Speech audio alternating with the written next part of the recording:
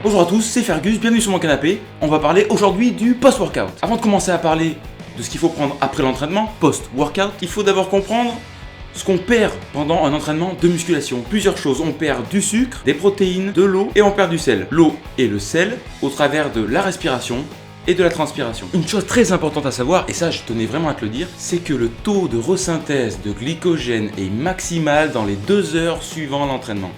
Alors tu vas me dire c'est du chinois, je comprends rien du tout. Bah ouais mon rêve. Donc le glycogène c'est quoi? C'est un sucre qui est dans le muscle, en fait c'est un sucre qui est compressé, donc le muscle va pouvoir l'utiliser directement pour faire des efforts, donc c'est vachement bien. Alors pourquoi prendre des glucides après l'entraînement? Quand tu t'entraînes, ton muscle fonctionne grâce au glycogène qu'il va brûler, donc ce sucre là à la fin de ton entraînement, il est très utilisé. Il faut prendre le sucre rapidement après l'entraînement pour qu'il aille vers ton muscle. Qu'est-ce qu'il faut prendre après ton entraînement de muscu, pas de curling? Donc premier point, donc d'après les référentiels de médecine du sport, il faut boire en moyenne la quantité double de ce que l'on a perdu pendant la séance d'entraînement. Dans la musculation par exemple, on sait que pour 1 heure environ, on perd 500 ml d'eau.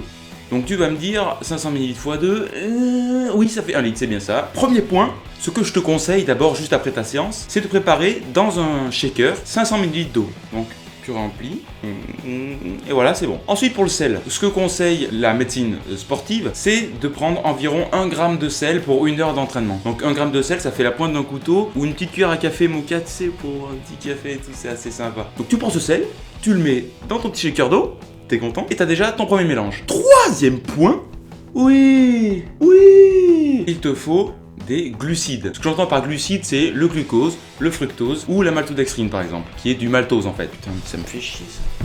Donc ce dont tu as besoin, d'après encore une fois les référentiels, je te dis pas un truc qui me vient du fond de mes fesses, il faut pour 1 heure d'entraînement environ 20 g de sucre. Tu peux le rajouter sous forme de maltodextrine que tu trouves chez différents distributeurs. Ça peut aller des distributeurs de proximité ou des distributeurs qui sont en ligne de e-commerce par exemple. Quatrième point, les protéines. Tu entends beaucoup parler sur YouTube des youtubeurs, des coachs sportifs en ligne qui te disent de prendre après ton entraînement une dose énorme de 40 g de protéines dans ton shaker. Il est lui-même sponsor par un vendeur de protéines qui va lui reverser peut-être de l'argent ou en tout cas de la visibilité sur le net à chaque fois que des produits sont achetés grâce à lui. Plus d'argent pour le coach, plus d'argent pour le distributeur, à moins pour toi, ça c'est sûr. Donc moi ce que je te conseille c'est 10 à 12 grammes.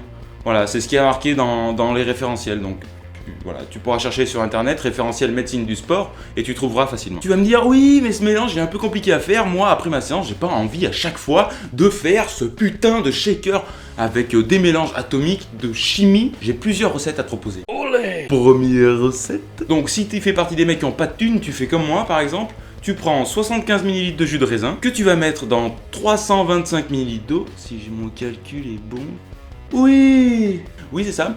Pour faire 500 ml, tu rajoutes une pointe de couteau de ton sel de table favori. Tu prends ta protéine en poudre préférée, tu calcules 10 grammes sur ta balance. Ça, c'est le truc le plus basique, le moins cher, ce que moi je fais. Donc, tu as la deuxième solution. Tu as les boissons qu'on dit après l'effort.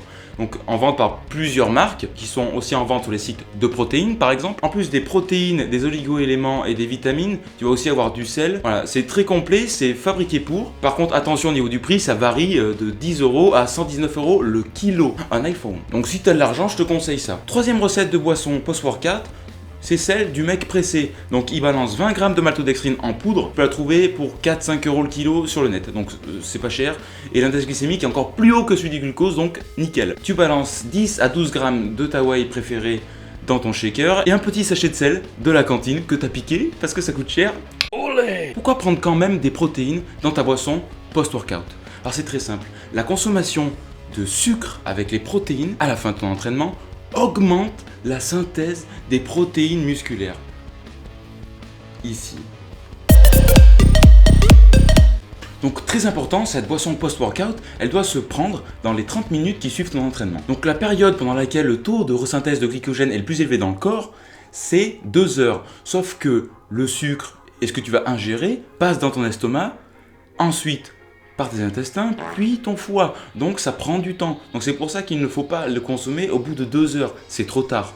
Il faut consommer dans la demi-heure qui suit ton entraînement. Une des grosses erreurs du pratiquant de musculation, c'est de croire que en finissant sa séance, il va pouvoir rentrer chez lui et manger dans les 2 heures qui suivent. Son muscle est complètement cassé. Si en plus il ne sait pas étirer, c'est le bazar. Je vais te faire une vidéo pour t'expliquer ça. Voilà, donc j'ai été très heureux de faire cette vidéo aujourd'hui. Je vais faire une deuxième vidéo sur la collation post-workout, quand la prendre, pourquoi, comment. Si tu as des questions, n'hésite pas à en lâcher une petite dans les commentaires. Je t'ai mis en lien les études qui m'ont permis de te dire ça et de te faire la synthèse. Alors c'est un peu chiant à lire, mais en tout cas ça y est et c'est prouvé. Maintenant je te laisse, d'ici là prends soin de toi, salut!